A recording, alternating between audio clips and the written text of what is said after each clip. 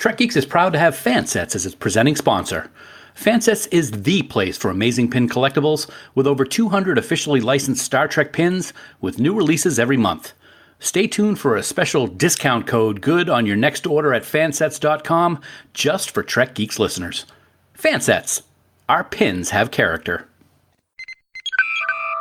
Hi, this is Michelle Specht. I play Dr. Elise McKenna on Star Trek Continues. Oh my God, I'm totally fangirling right now because I just met Dan Davidson and Bill Smith of the Trek Geeks Podcast. Oh my gosh, they are amazing.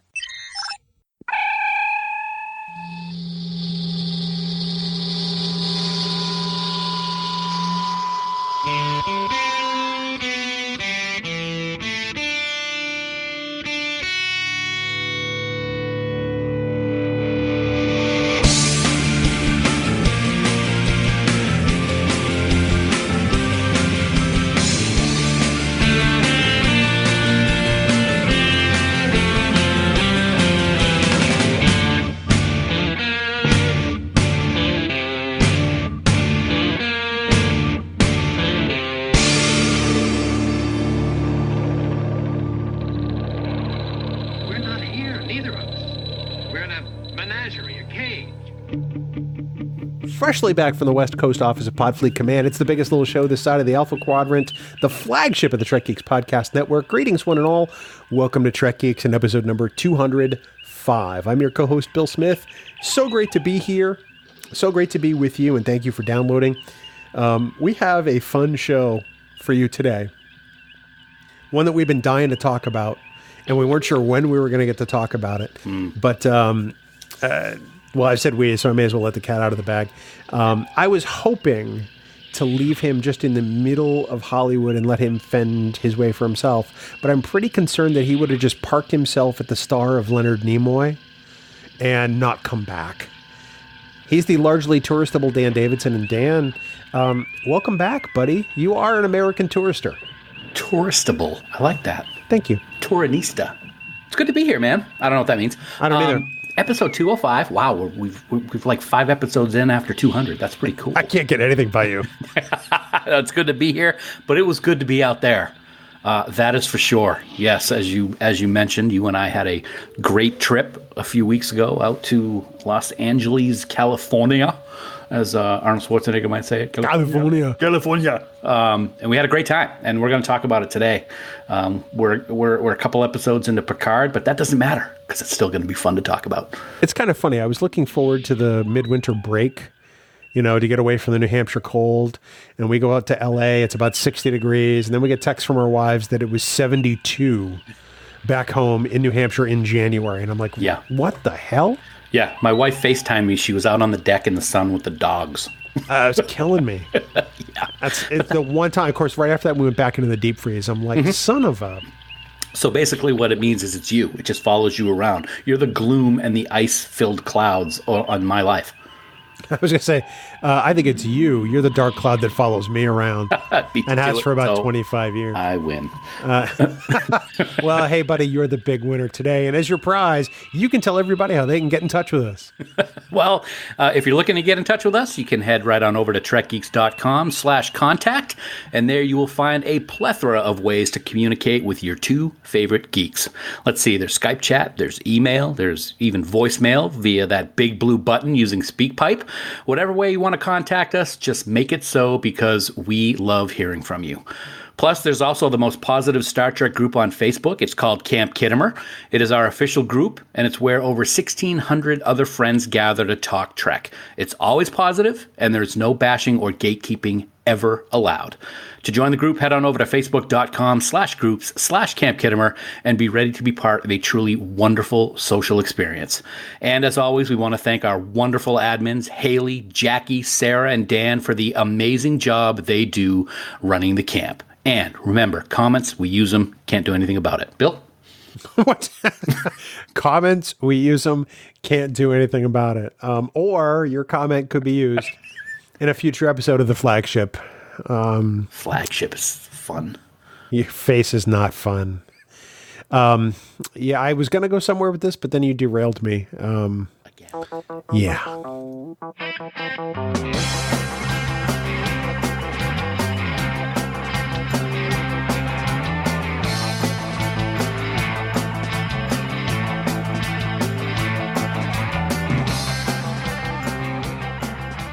Dan, it's time for the news from TrekNews.net. Spanning the Alpha Quadrant. For all the news on all the Star Treks, yo. It's TrekNews.net.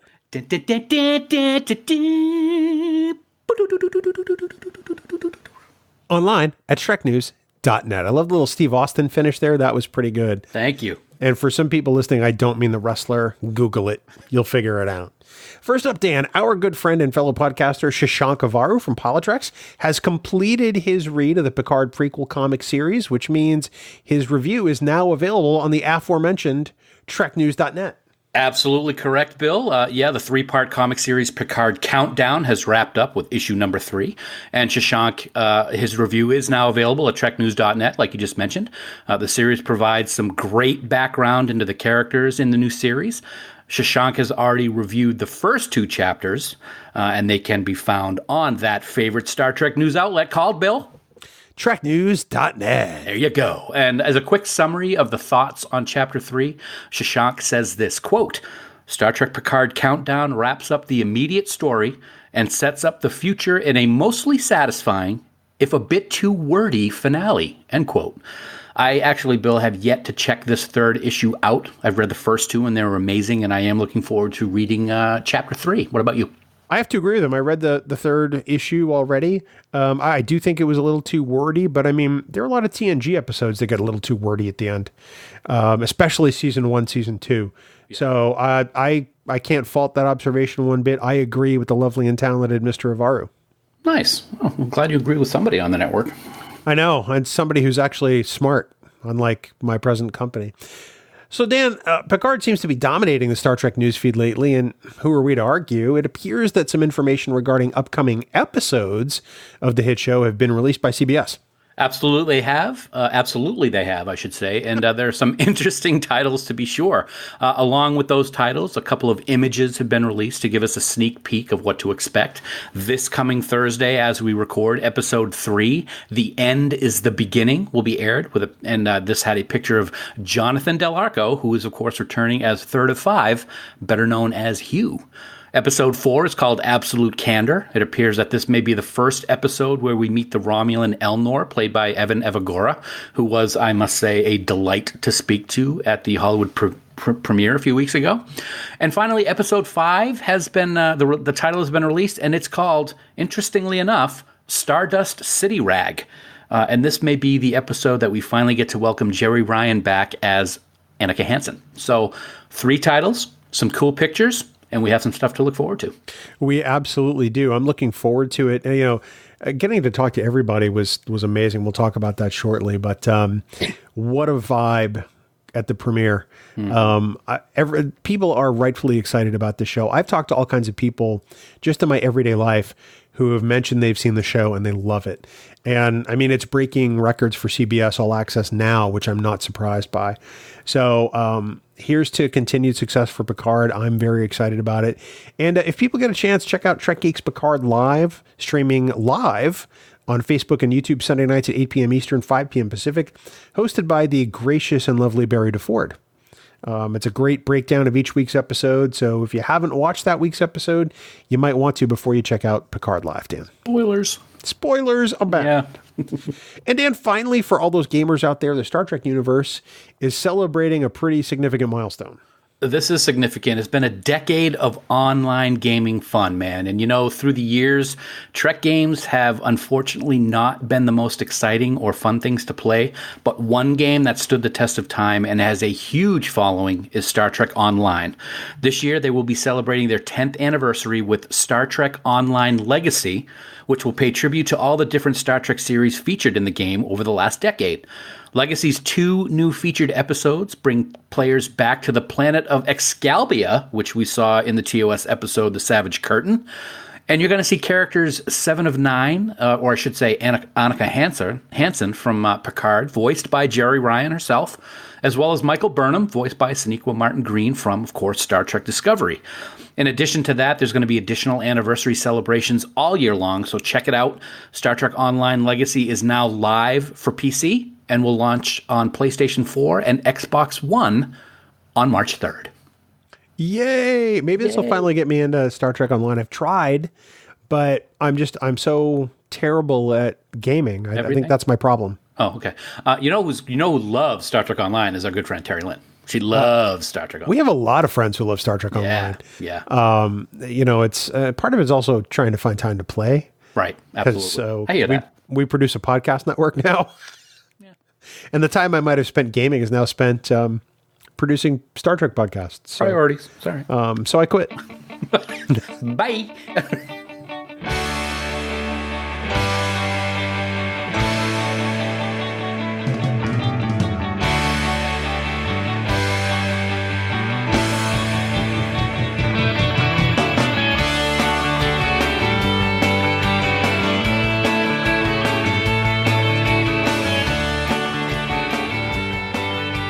Well, Dan, as with every episode of Trek Geeks, it's time to talk about our dear friends at Fansets and the amazing line of pins and accessories they have available over at fansets.com. You know, Bill, this past week had some amazing announcements from Fansets regarding their pins and even hints of something else coming down the road later this year. As promised, the new coffee-wielding Captain Janeway pin is now available at fansets.com, along with Season 2 episodic pins 5 through 8 from Star Trek Discovery. That's very cool. So those are available right now, along with new pins from DC Comics, Big Bang Theory, Irwin Allen, and the Wizarding World of Harry Potter. And Bill, on top of all that, this announcement I am about to give just shows how much Fansets appreciates their customers. Ever since the Picard premiere in Hollywood a few weeks ago, which we're going to get into greater detail in a few minutes, people have been asking if the Starfleet Delta and the Visitor pin that were given to attendees would be made available. Well, get ready, folks, because very soon, both pins will be available for purchase at fansets.com. That is amazing news, man. I mean, you and I were able to get that amazing new Starfleet Delta pin in LA, and we're both looking forward to adding that Visitor pin to our collection as soon as we can. And to add to your little hint, we know that something big is in the works over at Fansets. This new thing they're working on is just going to blow you away. It's not pins, but you won't care because you're just going to want to start making room for this new swag. Trust us. And hey, listeners, when you head over to Fansets, put a bunch of stuff in your cart. How would you like to receive 15% off your entire order? Yes, you heard that right. 15%. Well, you can, and it is super easy to do. At checkout, just look for that special discount code field and enter the word Hollywood in all capital letters. And this is going to get you 15% off your entire order at fansets.com. This bonus code will be available until Wednesday, February 12th, 2020 at midnight Eastern Standard Time. Bill, I got something hot off the presses here. Really? I do. That was really good. Thank you. We have just seen, right before we started recording tonight, some new pins that are going to be coming out from the aforementioned Picard series. And I think it's safe to say that you and I were completely blown away. Yes. Yeah. I mean, we can give you a couple character names of things that we saw, which I think will get some people very excited. Do you want to give that information, Bill, or would you like me to? You can start. Okay, Dr. Jatari. I love her. She's going to be a pin. Raffi? Girardi.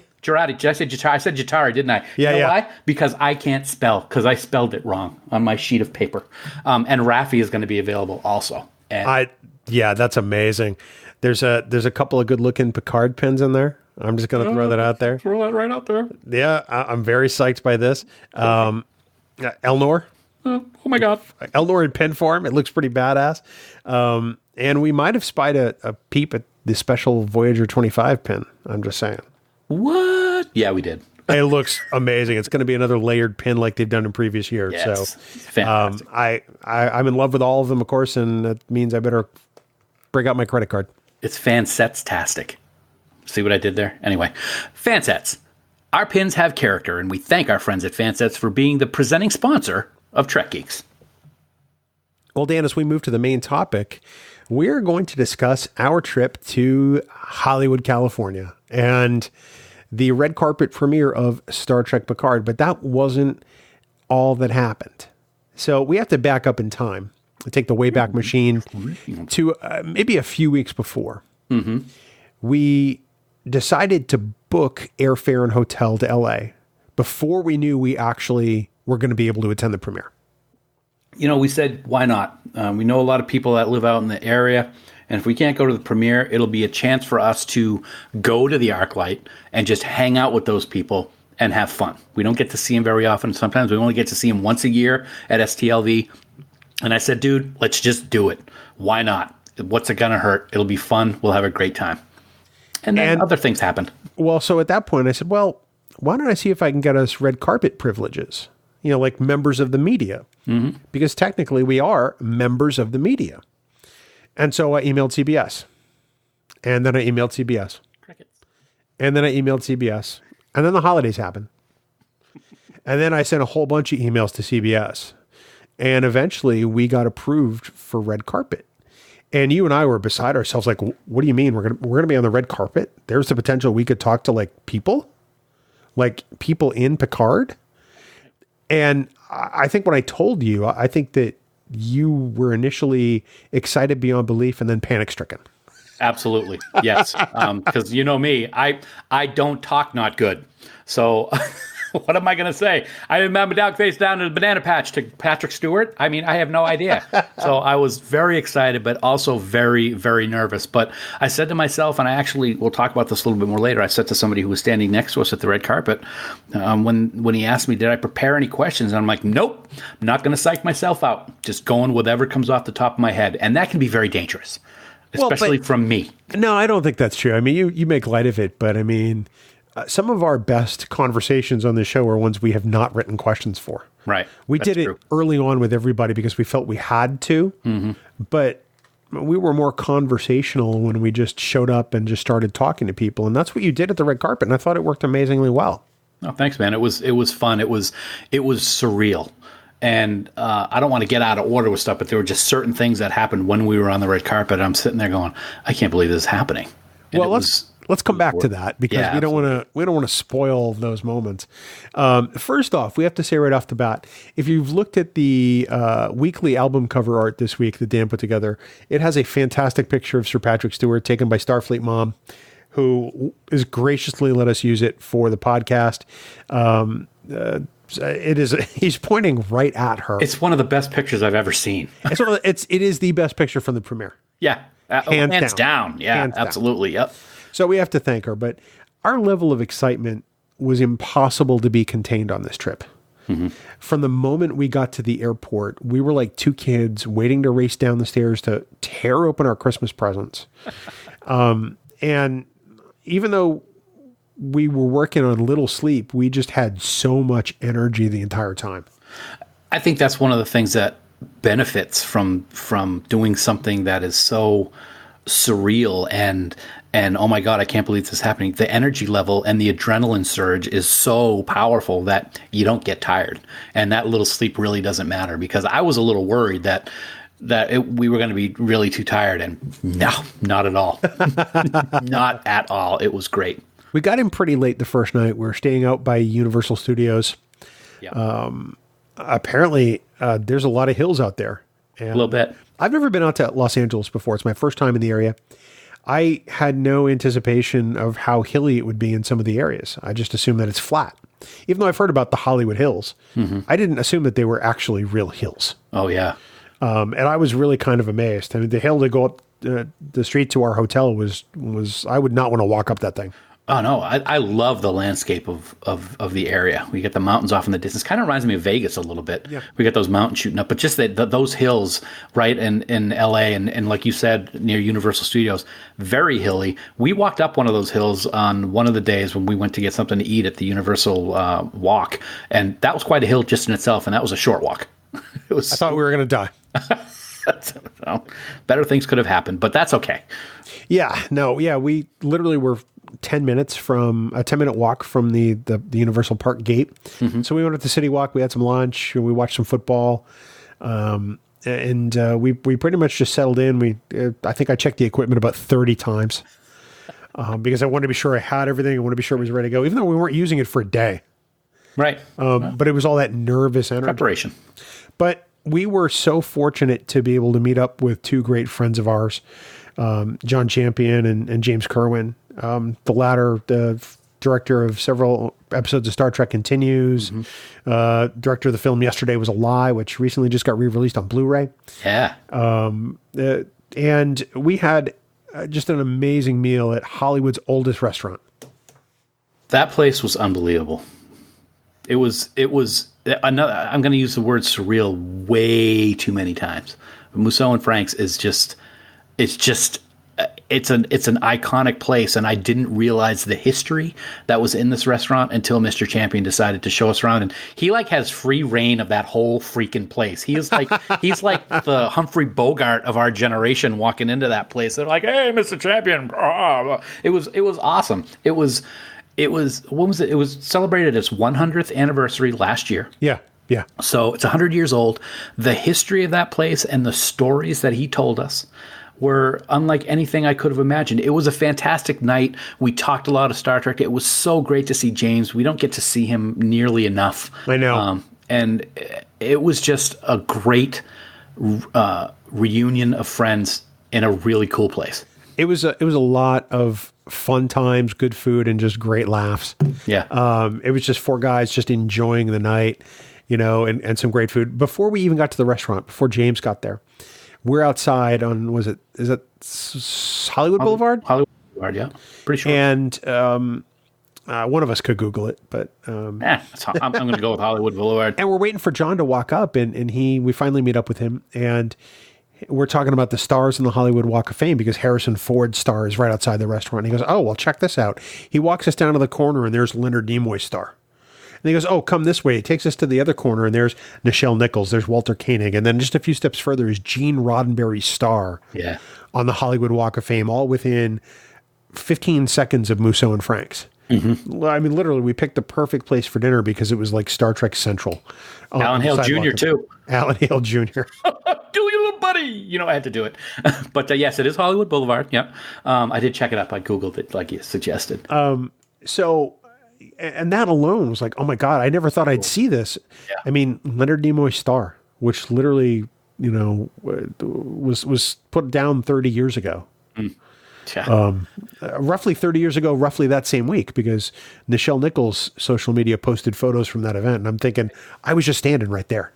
It's amazing. I did not know this about the stars on Hollywood Boulevard. They have the name of the person that's being recognized. They have a specific symbol for what kind of entertainment that person did. Yeah. Like they have a record for a musician, and they have a movie thing for movie people, and a TV for TV shows. I thought that was cool. I did not know that they did that. So a lot of history on that street. A lot. And even Musso and Frank's has its own star right outside the restaurant because they've been in existence since 1919. Yep. The first working telephone in Hollywood is in the back of that restaurant. Payphone. Payphone. And one of the stories that John told us about this place is there are newer phone booths in the back of the restaurant. And Johnny Depp, before he became famous and was an actor, a struggling actor, he used to stay there during the day all the time and make phone calls from those payphones because he couldn't afford a phone in his apartment down the road. And he got his call to be cast in Nightmare on Elm Street, his first movie, from that payphone that we were looking at. It's amazing, isn't it? That's awesome. That's so cool.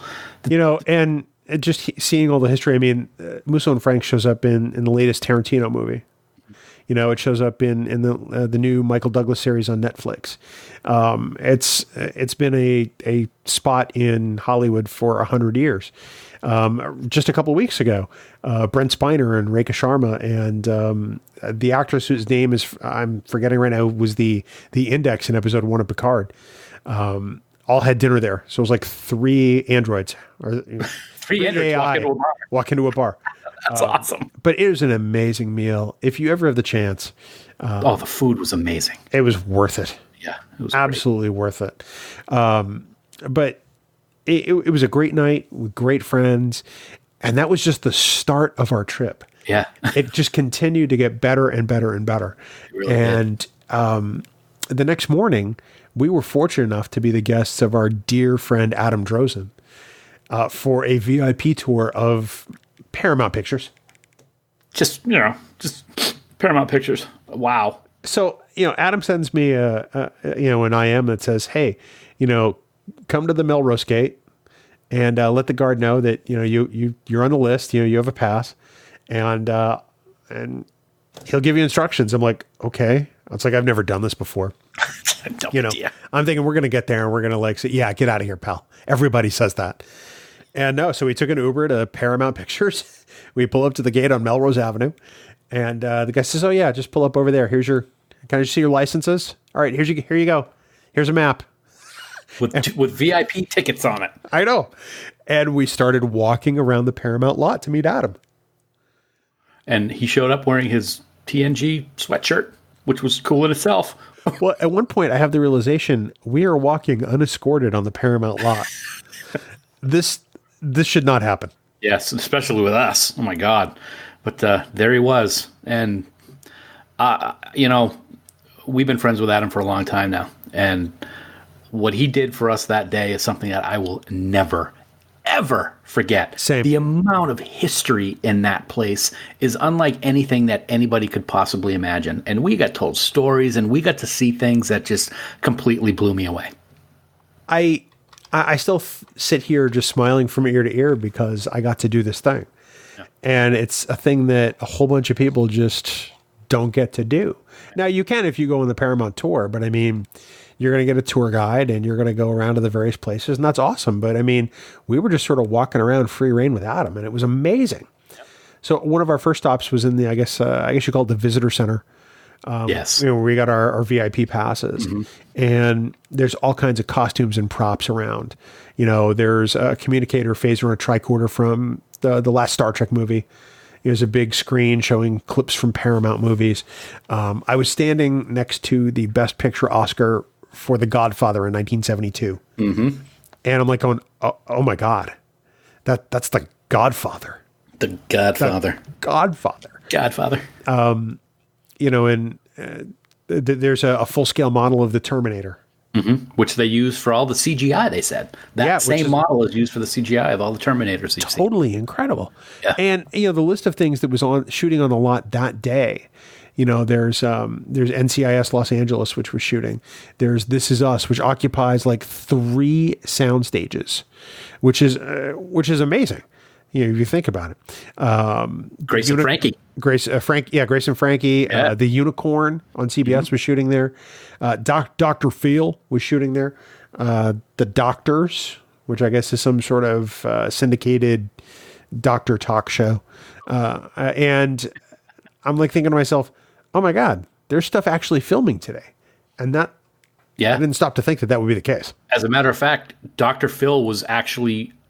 The red light was going at the door to the set for Dr. Phil when we were walking around. So that was very cool. It was going on at that moment. Yeah. So one of our first stops was sort of like the props warehouse. Oh my God, this was awesome. Well, why don't you take it from here for a bit then? So we just walk into this building and there's all kinds of props, and it's I don't know if other people get to go in this room or not. I'm really not sure. I don't know, but we walk in and we're looking around and we're like, oh my God, there's this cool stuff. And I turn to my left and there's a life-size bumblebee staring down at me. Yes. It's like a 20-foot tall bumblebee. And I'm just kidding. I love the Transformers movies. I think the special effects in them are really great, and I just love the sound the Transformers make. So I was right off the bat, I was ecstatic. So we're looking around, and there was actually various Star Trek stuff, which I was very excited about too. Yeah. Like the city transporter at in Star Trek Beyond, at the giant snow globe place. Giant snow globe, Space Station Yorktown. Yes, and so we actually got a couple pictures in that, which was pretty cool. There was the turbo lift from Star Trek Beyond and the J.J. Abrams movies was there, and it's huge. And we have our photo in it. Yeah, I didn't know it was as big as it was, but I got to say, man, we saw all kinds of things. We saw Transformer stuff, like I said. We saw one of the sets from the movie. Oh, what was the name of the movie with the puppets?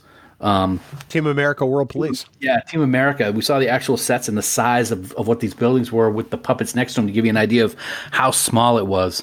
But I got to say, a moment which I'll never forget as a Transformers fan. Optimus Prime happens to be parked in that warehouse, the truck, the actual truck, the real truck. They actually drove it in. Yeah, we sat inside Optimus Prime, and I was very excited about that. Yeah, it's a customized Peterbilt semi. And this is from the 2007 Transformers, so the very first movie. And you and I both sat inside Optimus Prime, right there in the Paramount props warehouse. It was amazing. That's just a few of the things that were in there. This place is just jam-packed with history. They had Greased Lightning in there. Yes. They had an unused, a speeder bike from Star Trek 2009, or it looked like a speeder bike, right. But it was, those scenes wound up getting cut because they thought it looked too much like the speeder bike from Return of the Jedi. Yes. So they nixed the scene. All kinds of Transformer stuff, all kinds of Anchorman stuff. Ron Burgundy's bar was in there. Mm-hmm. Brick Tamlin's headstone was in there. Just an amazing array of stuff. Stuff from, I think, Transformers Revenge of the Fallen, stuff from G.I. Joe, stuff from, I can't think of Tropic Thunder. If I remember correctly, there was a case in there that was opened up and it had some kind of devices in it that was supposed to be these futuristic things. I think it was from one of the Star Trek movies, but I forget. And it was all, done up to really look nice and great. But for some reason, when they actually filmed the scene in the movie, they forgot to open the case. So you never actually saw the things that were in the case, which were really kind of cool, even though they were made out of like cardboard and stuff. It still looked pretty awesome. I thought it was for one of the Mission Impossible movies. It could have been. I could be mixing up. There was so many movies represented in that building. Like there was the motorcycle from G.I. Joe, and it had the dummy on it that they actually filmed the scene where the guy like went flying and fingers broke off him and everything like that. Just cool stuff. And from there we started just walking around the lot, and Adam would point out various points of interest, like where Gene Roddenberry's office was on the Desilu lot, and where pretty much everybody else was in the building, and then across the street where the writers were. Yeah. And it was just all really kind of fascinating. Just the history of it all. It's like, you hear stories about where these things went down and where Gene's office was, and to see that location, it's like, wow. Really? Yeah, 50-something years ago. Corner office. Yeah. Yep. There was we walked by a building and Adam says, do you recognize this building? I'm like, no. He's like, it was used as the high school in the Brady Bunch. I'm like, oh my God. Yeah. The tree's bigger, but yes. Yeah. Just all kinds of stuff like that. It was just seeing things. It's interesting to see how much on location stuff is actually filmed just out in the open on the lot, just by seeing the buildings. It really is. And you don't know it when you're watching different things and you're watching different shows, that all of this history and the sets, this is one of the things that I found so amazing is the sets are used over and over again in different things, and you would never know it because of the small details. Like there was we'll talk a little bit more in detail in a minute about the actual neighborhood areas, like the different parts, like there was a New York City and I think a Chicago city street and stuff like that. And as we're walking, I'm noticing something, and before I got a chance to ask the question, Adam goes, you may notice that all the doors don't have doorknobs or knockers on any of them. And that's because if they're filming a time-specific scene, they can change the hardware to match the actual era that they're doing the filming of it. It's just detail like that, which is pretty incredible. The amount of work that has to go on just to prep, one of the streets on the back lot for a shoot just has to be amazing. And you never stop and think about it because these buildings have been there for decades, and it's interesting to see them working on them to shoot it for something else. There's this one street corner that looks like it has a restaurant that people can sit in. And at this point, I think it'd just been used for like NCIS LA or something like that, but it's been used in so many other things. And they were painting it for something else. And it's like, okay. In one episode, it was Cisco's. Yep. And in another episode, it was Cassidy's restaurant in Far Beyond the Stars that she worked at. Right. So it's just amazing that they use the same things, but they make it look so different. One of the things that I liked when we first walked into that area that you're talking about is a little further off down the way, you see some buildings and there's an alley. And Adam looks and he goes, you see that alley? I'm like, yeah. And I get a big smile because I know something big's coming. He goes, that's where Steve Rogers got beat up when he was scrawny Steve Rogers at the beginning of Captain America. And I almost flipped my gourd. It was so great. As soon as you see the alley, you're like, oh my God, yeah, it is. It is, absolutely. It really is. And I've since watched Captain America just so I could point that out to everybody in my family. Seen it. Just walking around the back lot was just like a tour of things we've seen all throughout film and television. Oh, yeah. Before we got there, though, we actually took a walk by the original Stage 9 from Desilu, which is now stage 32, I believe. I believe so. That's on the other end of Leonard Nimoy Way, if I remember correctly. And Leonard Nimoy Way starts at stage 29, where Dr. Phil was filming that morning. Right. No, spot on. You just took the words right out of my mouth. Stage 29, where Dr. Phil is, the Arsenio Hall show was filmed there. Solid Gold was filmed there. Oh, wow. The original Mission Impossible for Desilu was filmed on stage 29, which I believe back then was stage 8. But also, Star Trek Generations and Star Trek First Contact. And Scrooged. Don't forget Scrooged. Stage 29, which is the original stage 9 at Desilu. I'm sorry, stage 32, my bad. I clicked on the wrong one. Not only had the original Star Trek, but it had Citizen Kane and Chinatown and the 1976 King Kong and Mel Brooks' History of the World Part 1, which is one of my favorite Mel Brooks movies of all time. Never seen it.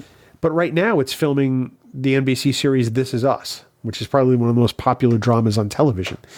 And to think about all of these productions passing through these buildings is really kind of amazing. It really is. You don't realize the history. I mean, we were told about it and we were getting to see it, but thankfully, as you've been pointing out as we're sitting here, there are plaques on each one of these stages that show the shows that were, or the movies that were filmed and when. And you look at the lists of some of these plaques, and it really is mind-boggling that I didn't realize that Solid Gold was on stage 29 until you just said it. I must have missed it when Adam said it. It's amazing that these shows that are 50, 60 years old, older than that, all the way up to something going right now is filmed in the same exact spot. That's really amazing. It's amazing. So we saw, all kinds of locations on the backlot that were used for like Deep Space Nine's past tense. Yeah. The government center where they're processed gets used as a high school and a bunch of other shows because it looks like a school in probably in New York City. We saw the subway stop where Sisko and Bashir are found by Dick Miller and the other guy at the beginning of past tense. And we saw the sidewalk. Oh, the sidewalk. Oh my God, the sidewalk. So yeah, let me paint a picture here if I could.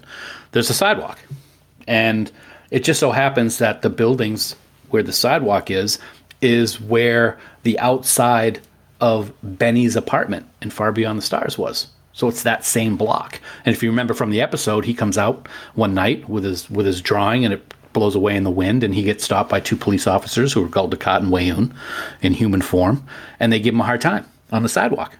And they finally tell him to take his drawing and get out of here. And he goes. So Adam's sitting there looking at us with a funny look on his face. And he goes, so this sidewalk that took place in, that's the same sidewalk that the opening of Laverne and Shirley was filmed on.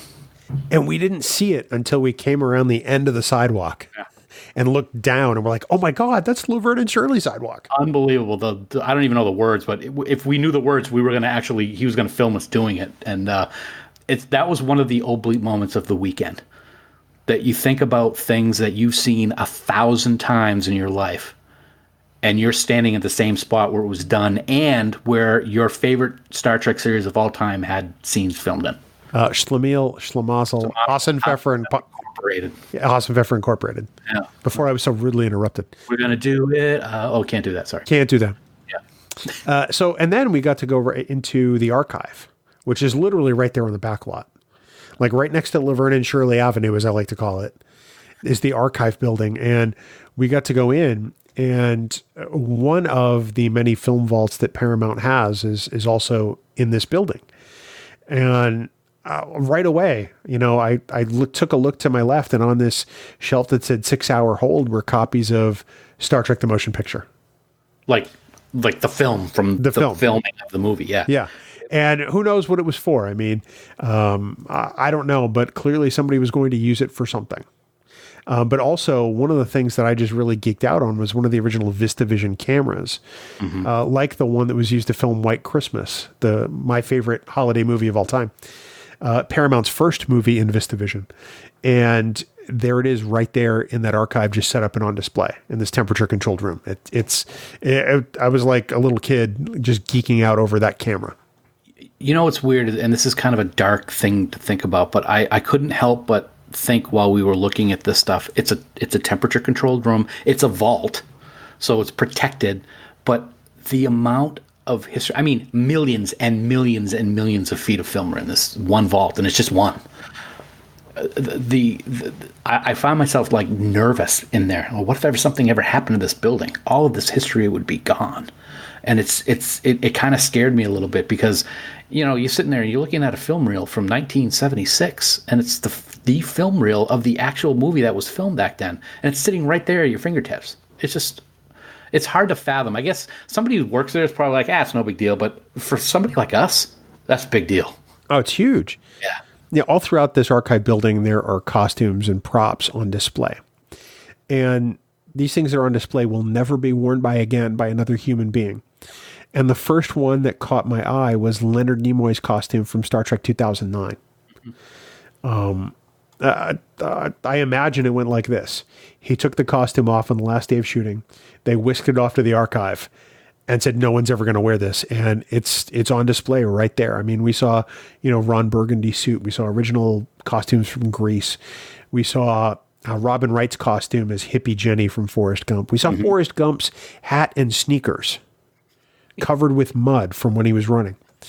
We saw Tom Hanks' uniform from Saving Private Ryan. We saw all kinds of stuff from Galaxy Quest. And, well, you got to see a bunch of stuff, we both did, from one of your favorite comedies of all time. Oh, my gosh. Before I bring that up, I want to say we also saw, you may have mentioned it, I was looking at the pictures as you were talking, George Takei's outfit from the beginning of Star Trek 3, before they steal the Enterprise. And it's amazing the difference in color when you're looking at it in real life versus when you see it on screen. It was very vibrant. I mean, it was pretty bright in the movie, but seeing it up close with the purples and the aquas was really surprising to me. But yes, as you were mentioning, one of the things we got to do is we got to talk to the jewelry archivist for Paramount. And she was in her office, and her office was like a half door, so she could sit and lean and talk to us. And we're looking at stuff, and outside of her office there's some interesting looking crowns and stuff. And she's talking about the history of some of these things that have been seen in movies from the silent era days, actually. And her job is to find these pieces and archive them and so on, whatnot. But in her office were different artifacts from Coming to America. And when I say artifacts, I'm not joking. The lion's head thing that the king wears was in a room right next to her, but also the actual crowns that Lisa wore in the movie, and that Eddie Murphy wore, and James Earl Jones wore. And James Earl Jones's crown not only had the gold and the jewels, it had padding, like nice fur on the inside, so it would sit nice on his head. And this is one of Sue and I's go-to movies. We love this movie, and I'm so excited about the sequel that's going to be coming out. So it was just by happenstance that we happened to be there this day where all of these props from the original Coming to America were out. I mean, they had Mr. McDowell's pin from the restaurant sitting there on her desk, and the big necklaces that Eddie Murphy and James Earl Jones wore. It was amazing to see when you were a fan of something and then you see something real from one of those movies. And of course, Star Trek's in its own thing, but a movie like this, it really made me smile from ear to ear. And I think that was one of my favorite moments of the whole day, was seeing those. I really wanted to pick one up and put it on. It was an amazing day overall. We saw one of the things that just blew me away was the building on the Paramount lot that doubled as Nazi headquarters in the TOS episode, Patterns of Force. And, there it is. We walked around the corner and Adam said, "Oh yeah, by the way, that building." I'm like, "Oh my God. Yeah, it is." That's the lawyer's building now. Yeah. It's like accounting and some legal. But we took some stock photos by the Paramount Gate. We saw all kinds of stuff, but, what a day. And it was only the start of our day, because that night, was the premiere at the ArcLight in Hollywood. Wow. And to say that our nervous energy had really peaked at that point probably is the understatement of the year.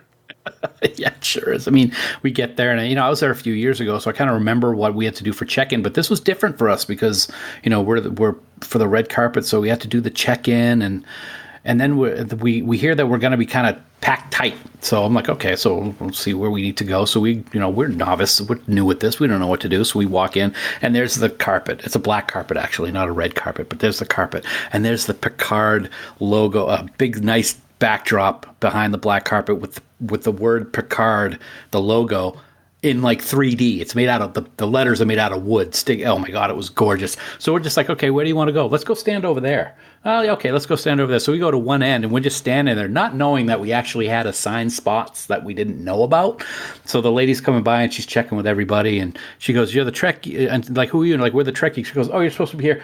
Just stay there. So she took her card and moved it over. So everybody moved down to kind of squeeze in with us. But we had a great location at one end of the carpet. We were very close to all the fans who were there cosplaying, and just the setup. And you could tell I was nervous because I kept looking at the call sheet just to make sure that I wouldn't screw up anybody's name. I have a habit of doing stuff like that. They did have a printed sheet with everybody's name and photo and character name, which was great. Completely unnecessary, but great just the same. And there was a lot of waiting around. Oh yeah. You get set up, you get everything going. We decide to live stream it to Facebook, which was kind of fun. We'd never done anything like that before. And then the noise, the audio there just became overwhelming. Right. Yeah. It was hard to hear at times. Mm-hmm. It was.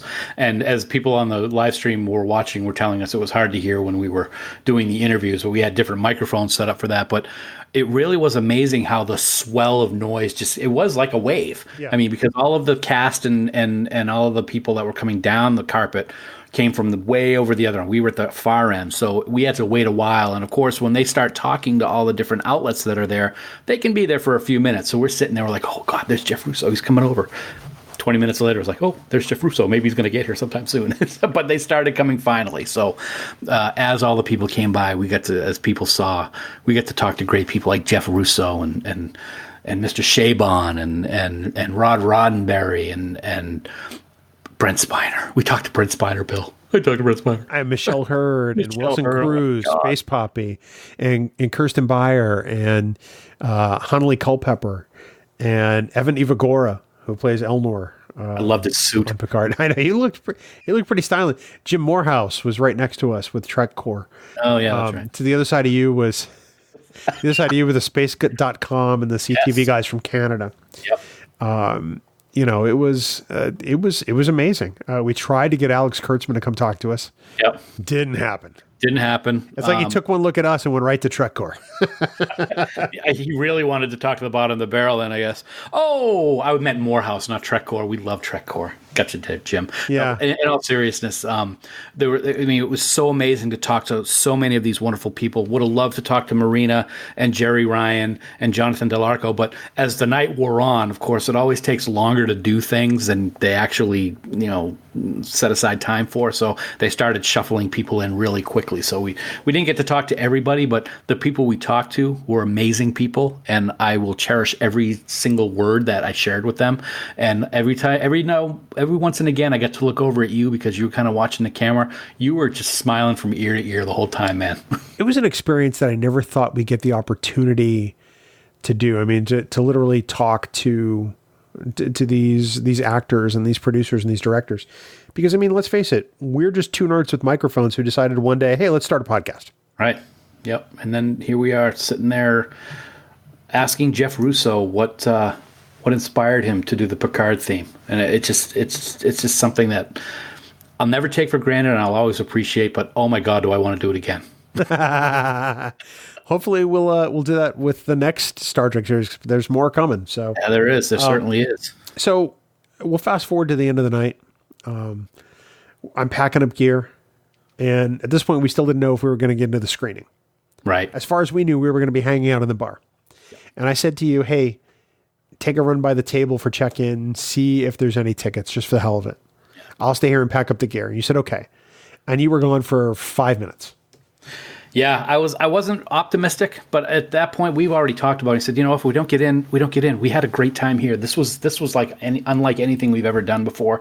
I'm happy with this if that's all it is. So I went to where we checked in, and there was some wonderful ladies sitting behind the desk, and I went up to one and I said, "Hey, I just wanted to check where with the media and was wondering if there were any no-shows, because I understand that screener passes were separate. We didn't get any screener passes. And she goes, "Oh, who are you with?" So I said, "Oh, I'm Dan Davidson. I'm with Trek Geeks, and my partner's Bill Smith." And she goes, "Okay, hold on one second." She looks at her computer, and she goes, "Oh, yeah." And she taps on her keyboard a few times. She goes, "Here you go."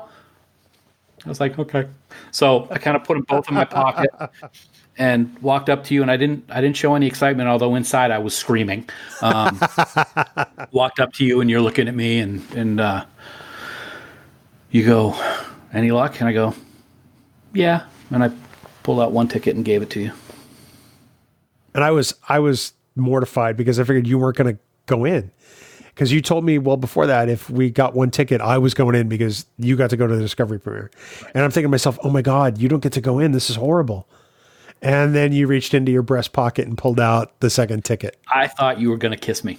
I guarantee you that was not going to happen. So it was great. And at this point, it's like late. It's already past the time that they're supposed to start the screening. So we run in there. We find out where our seats are. We were row Q, which I thought was just awesome. And we are literally in the center of the theater, horizontally and vertically. We're like pretty much dead center. So we've got perfect seats. When we walked in, Alex Kurtzman and Sir Patrick Stewart were on stage.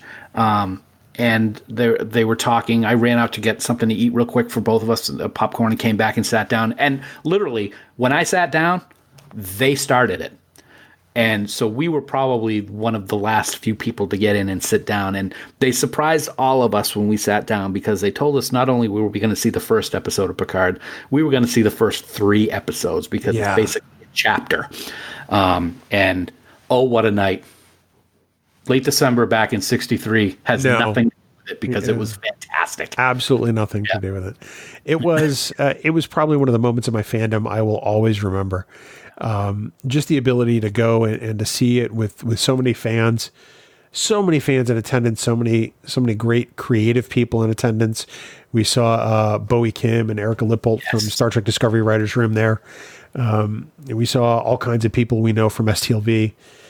It was just an amazing evening, and it was great to be able to release the video of clips from the interviews that we did. We learned a lot from the experience. If we get the opportunity to do this again, we've got some plans. Yes, we certainly do. One thing I want to add, Bill, is I was very touched. And I was very impressed with Sir Patrick Stewart when he was on stage talking to everybody. You can tell the pride that he has for this show and what he's doing by returning to the Star Trek universe as Picard. And I was very humbled by listening to what he had to say and the thanks that he poured out to all of his co-stars and people that work behind the camera. It really was a special moment to listen to him.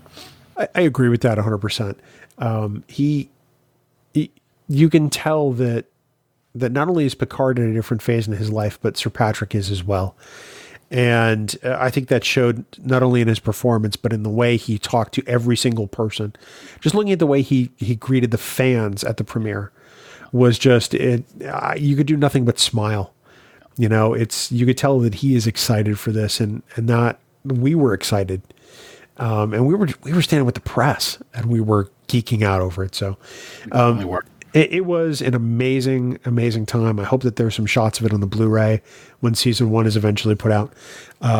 But it's something I will never forget as long as I live, the return of Jean-Luc Picard and the premiere. So, and I'll tell you one other thing, and I said this earlier in a different part of the recording, and I say it with all seriousness. I had the opportunity to join our friends at Fansets for the Discovery premiere a few years ago, and that was an amazing time.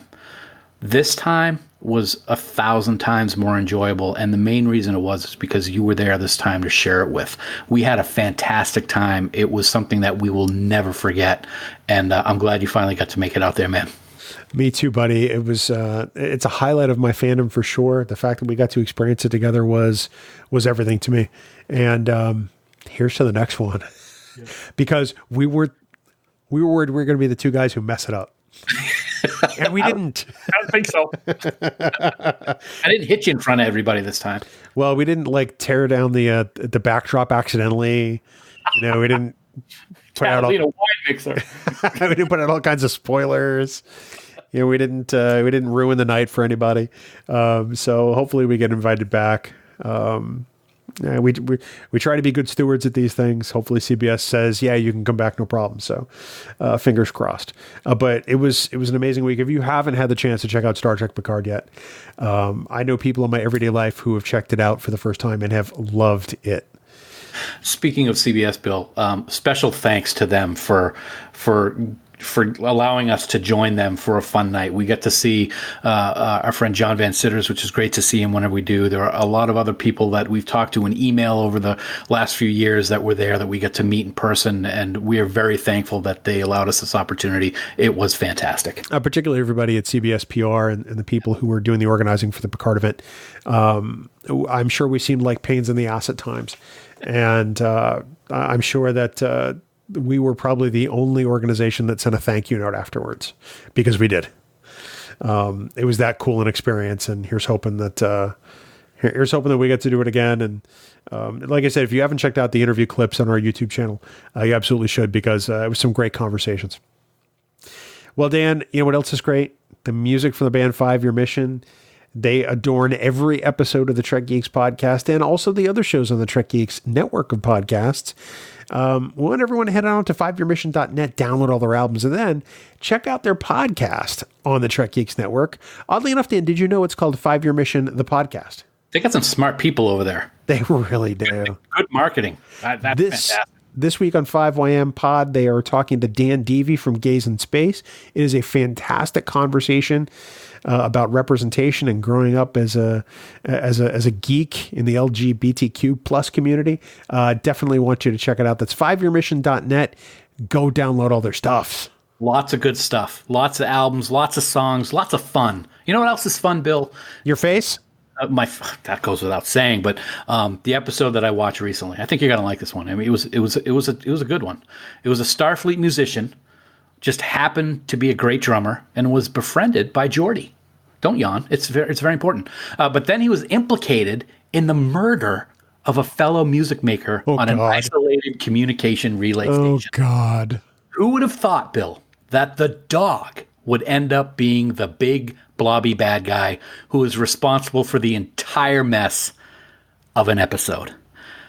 I talk about, of course, the one and only, the famous Farquiel. I have to hand it to you. This is actually the first Farkism I've loved. And the poetic irony of this is it's the worst episode of The Next Generation and the best Farkism. The best Farkism? Did I hear you right? Yeah, you did. This is the best one you've ever done. It's the only one I've dared to call one I like. Wow, I mean, we're starting off on the right foot now. Farkwheel. Let's see you change your Twitter profile to that, Fark. It was the dog. The dog, Indiana. We named the dog Farkwheel. Farkwheel. That's 5yearmission.net. Please go get all their music. Of course, don't forget you can support the Trek Geeks Podcast Network by subscribing to exclusive bonus content via Patreon. Check out our t-shirt design, our annual supporters pin design for 2020, and even get raw, unedited audio of all of our podcasts, along with some other great perks, Dan. Absolutely. Lots of perks. Right now, though, we would like to take a moment to thank our associate producers for Trek Geeks.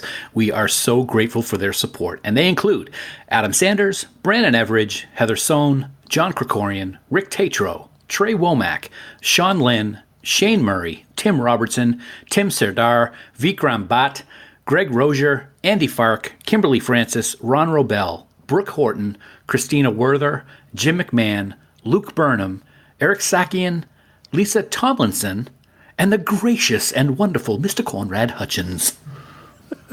I laugh every time you do that because you sound like C-3PO. We also want to thank our Trek Geeks producers for their support. They are Ken Tripp, Casey Shafsky, Charlie Mulvey, Chris Trebuzio, Craig Ewing, Eric Extreme, Jackie and Chris Hackney, Leonel Marchand, Matt McGonigal, Mike Bovia, Harry Michelson, Patrick Escudero, Sean O'Halloran, Peter Craig, Ben Russett, Ken Bird, Jamie Rogers, David Hood, Rachel Delaney, and the lovely and talented Jess Vashon. You too can become a producer on the Trek Geeks Network. Head on over to patreon.com/TrekGeeks for all the details. Wow, that was pretty good. Dan, next week, we continue our year-long celebration of Voyager 25 with the return of one of our most popular discussion topics on the podcast. I'm going to squeal. I'm so excited about this, dude. Please don't. Okay. I can't believe that has actually been, dude, did you know it's been over a year since we last did this? I did. I believe the last time we did it was in November of 2018 for season 7 of Deep Space Nine. Well, it's time to dust off the spreadsheet, my friend. It's time to give our valued opinions. It's time to finally welcome Debbie Moltisanti to the show as we give our thoughts on Voyager season 2 with See It, or Skip It. Next week on Trek Geeks, the flagship podcast of the Trek Geeks Podcast Network. Some folks may or may not remember that the very first See It or Skip It we did several years back was Voyager Season 1. So that was a long time ago. So that's why we're starting with Voyager Season 2. And Debbie, who does the various episode polls in Camp Kittimer for See It or Skip It, is joining us as our special guest moderator.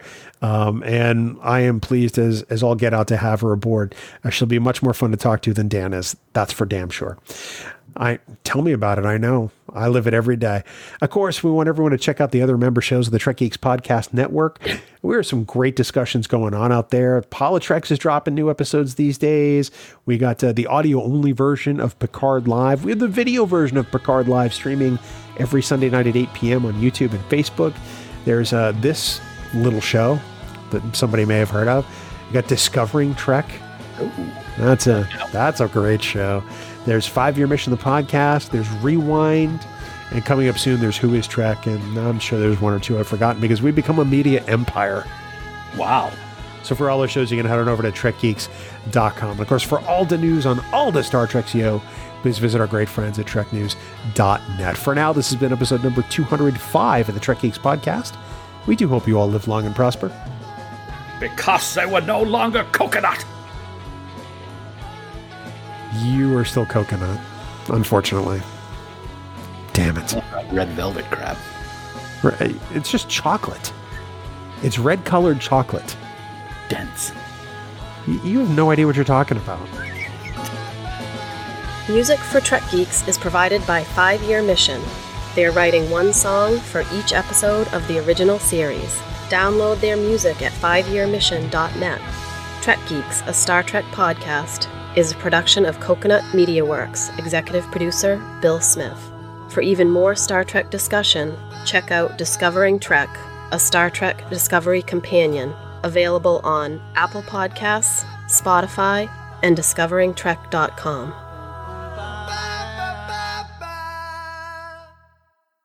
Bing bong. You okay? That's all you get today. I'm done with you already. Wow, okay. Well, Bing Yang Dong, because I probably would spell it wrong anyway, so there you go. Oikobabble. Oikobabble. That's going to be the hashtag tomorrow. Or Pecobabble. Pecobabble, yep. If for any of those that want to know what that's all about, you're just going to have to join Patreon. No, go to my Instagram. Yeah, there you go. Instagram.com/TrekGeekBill. You'll see. Yeah. See a picture of me holding a beer. You'll know you'll know you found home. Dan said spelled something wrong. That never happens. So it's Tuesday. Let's see. Or it's a day that ends in Y. Well, that's funny. Oh my God, you're hilarious. It's also true. It is true. That's true. Your face is true. It is true. The truer face has never been sent. It's true something. I don't know what I'm even saying anymore. I have no idea. Hi, buddy. Oh, it's only Tuesday, and I'm like, is the week over yet? Then I have to record with you? God, what else is next? I feel like I haven't seen you in a week, but yet I literally just saw you on Picard Live on Sunday. I know, but well, we didn't see each other face to face and for real, so I could like rub my hands through your hair. But my glorious mane. Yeah, it's looking pretty glorious right now. But yeah, we did see each other quickly because the Canadian internet and everything. That's true. Yeah, Barry's Canadian. And just as you said Canadian internet, you dropped from the recording. And I'm sitting here going, what the hell's going on? I can't even breathe. That's like the best thing ever. I knew you were going to say that. So yeah, it's been a long week. It's only Tuesday, but you know what? That's okay. Because we're doing Trek Geeks, and that always makes me smile. Yeah, no, that's true. I agree with that. It makes me smile. Yeah. Take that Shiner Bock and your pooper. Anyway. What? Excuse me? Remember, this is the released version. That's all right. Not the Patreon version. It was PG-13. I didn't say anything bad. I'm just going to have a sip of my drink. Hold on a second. Yeah, that's great for people with misophonia. That's fantastic. They love hearing that. That is a good martini, I got to say. Anyway. And you're drinking the sexual chocolate martini? Sexual chocolate, yeah. As named by Mrs. Davidson? Absolutely. She's a smart woman. I'm drinking the Federation Special Reserve Star Trek wine. Very nice. It's not bad. Yeah. I get to crack the Chateau Picard, but... Okay. I can't wait till you try that one. Then we'll be able to... Then we'll have something that we can discuss when we do an uncorking video soon. That'll be great. Theoretically, we have to uncork it to try it, right? Right. So there you go. So there you go. So Bob's your uncle. Hey, what? Huh? Bob's your uncle. I don't have an Uncle Bob. All right. Shut up. Anyway. Just anyway. So yeah. Anyway. It's an awesome drink. Very easy to make. 2 ounces vodka, 3 ounces chili chocolate Kahlua, 2 ounces cream. Shave a little chocolate on the top of that bad boy after you shake it and pour it in your martini glass. Yum! Anyway. Just wanted to throw that out there. Well, thank you for doing that. I genuinely appreciate the fact that you've done that. And my foot's better, so, win-win. Your face is still horrible, though. Yes, you know what? I'd rather have a horrible face than that bad foot. So, yeah. Really, you should consult the rest of us first. I'm just saying. Oh, wow, that was. I know. Tell me about it. To the heart is true. Anyway, I'm not singing it. Okay, Elvis. Well, thank you very much. See what I did there? No, you didn't see what I did. No, I did. I was trying to pretend it didn't happen. I got to say one thing right now. In the outtake, even though this is at the end of the episode, so people will have already heard it by the time they listen to this, you, my friend, are going to love this week's Farkism. Guarantee it. So over the weekend, on Twitter, I did ask me my top 3 anything, and a bunch of people asked me my top 3 Farkisms. And my number 1 was the one that people haven't heard yet. They'll hear it this week. Okay. This Farkism that you're doing today is my actual favorite of your Farkisms of all time. Excellent. That's a short list because I've hated most of them. Well, this one, I'm like, I can't believe I haven't done this one yet. I can't either. And it's perfect, I got to say. One of my top 3 is one you've done twice and messed up both times. Which one is that? Wrong's Farker Than Death or Night. Never can get that title right. I know. But maybe that's what makes it so good. And the other one was Fark Page. Okay. Yep. Excellent. I got the whole spreadsheet, man. I can't believe I did one twice because I usually make sure I haven't done it before I do one. I think you did it off the fly because you hadn't prepped one. Oh, okay. And that's the way that happened. All right. Oh, it's still awesome. And I think the first time you called it Wrong's Farker Than Night. Yes, I believe you're right. And the second time it was Wrong's Farker Than Death or something. I love how this week Fark actually changed his Twitter page to Pafark. That made me Star Trek Pafark. Proud human right here. You're a good boy, Fark. Fark, you're all right. Even if that Farkism was painful as all get out. The tweet was even better when he showed the picture. It was. That was the best way. Yep, it was. So I can't say it. It's a family show. But still pretty good. So obviously in this episode we're talking about our trip to La La Land, and the rest of the world will catch up to us this week in the episodes of Star Trek Picard that I've seen, and I don't want to rub it in, but oh my God, episode 3 is so good. I know, but I'm so ready to not know what's going to happen along with everybody else. Same here. At the same time, but yeah, oh my God, week 3. Now the bummer is we've had to wait a month for new Star Trek. Right. It's not a bummer because we got to see. Sorry.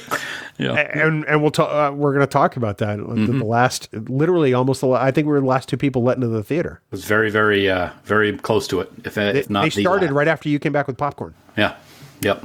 That was awesome. Fun to talk about. Because premieres are not dangerous. All right, I'm going to call a moratorium. You don't have to do that for the rest of the recording. You did it once on the Patreon. All right, that's fine. You're doing it once here. Yep. I'm going to limit you to once per show. It could be, wouldn't it be better if it was like once per Patreon, once per outtake, and once per recording of the show? No. I think the fans would love that. As the executive producer, I'm making a ruling once per show. All right. Fine. And that's it. Okay. That's you're just, not giving the people what they want. you're in this case, you're the people, and I'm not giving you crap. E plebnista. You've taken everything. You've taken my spirit. You've taken my will to live. Oh, wow.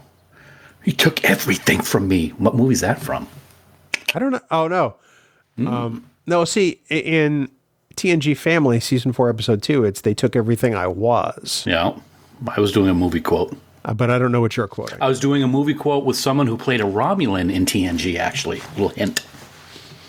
He was the bad guy. Okay, so the Romulans are pretty much always the bad guys. Well, he was the bad guy in the movie. Do you want to help me out? It was Harrison Ford saying it in The Fugitive. Harrison Ford was a Romulan? No, the bad guy, Tomalak was the Andreas bad guy. Katsoulis. Yeah, he was the bad guy in The Who Fugitive. was also on Babylon 5. He was, and he was fantastic in that, I hear. What a great actor. He was a great actor. He was. I never saw Babylon 5, though, unfortunately. I've only seen a couple of episodes, but Andreas Katsoulis is one of those actors who just was fantastic in just about everything. You figure in The Fugitive, he played a retired cop who was bad, and he was fantastic in that movie. And that's like, one of the pivotal characters, and that's a lot of burden in a big film like that, and he did a great job. He did. I just like his name, Andreas Katsoulis. Next time, starring Andreas Katsoulis. You're killing me. Are you ready to do this? I am ready. I'm like, all blah, blah, blah, I'll like what? blah, blah, blah. I got a mutant cough.